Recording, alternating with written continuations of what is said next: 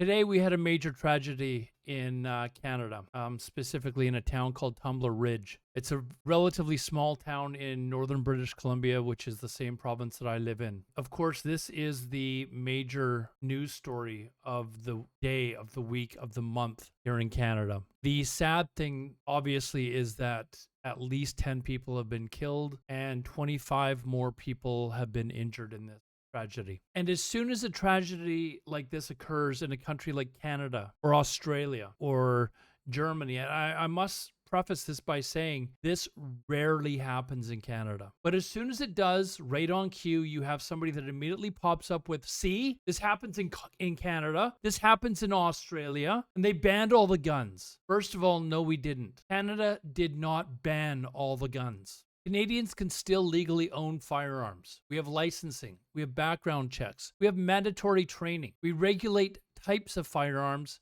That's called policy, not prohibition. But these idiots that always pipe up and say, look, it happened there, they don't want to talk about the facts. Why? Because feelings aren't statistics. In recent years, the United States has had roughly 45 to 50,000 gun deaths per year. Per year. Canada, we have roughly just over 1,000 firearm deaths per year. So let that sink in. The US has about 9 times Canada's population, but more than 40 times the number of gun deaths annually. Per capita, the US firearm death rate is around 15 per 100,000 people. Canada is around 2 or 3 people per 100,000. That's not basically the same. That's not see, bans don't work. That's a massive difference. Now let's look at the facts. Pause the video to look at each one of these graphs or map. You can look here at this map and the graphs that I'm going to be showing you, that the highest per capita deaths by state have similarities. Take a look. Most of them are red states with more lax gun laws. This isn't a coincidence. These are facts. These are statistics. Per capita,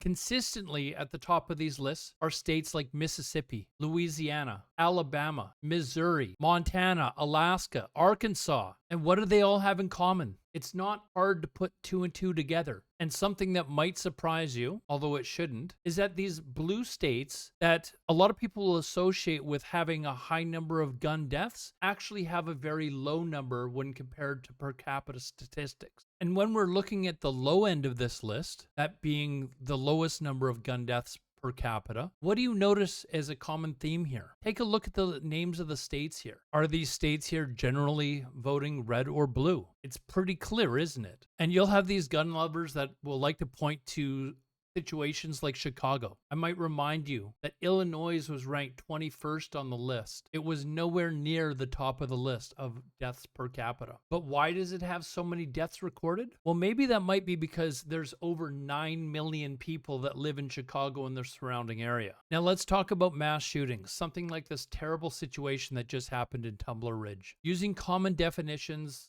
a mass shooting is 4 or more people killed. The US sees dozens every single year, often multiple times a week. Canada has had fewer than a dozen major mass shootings in decades. That's not per year, decades. So if your argument is that one horrific Canadian tragedy somehow proves that both countries have the same problems, or that our laws don't help prevent these incidents, that's not logic, that's desperation. One event does not erase statistical reality. And here's the uncomfortable truth. Canada doesn't have zero gun violence. Let me say that again. Canada doesn't have zero gun violence. No serious person claims that it does. But pretending the numbers are even remotely comparable, that's either ignorance or willfully dishonest, on top of being extremely disrespectful to the people that have been killed needlessly by guns. When a tragedy like this happens, the focus should be on the victims first and foremost, not on trying to score culture war points with your bad math. So before you type, see,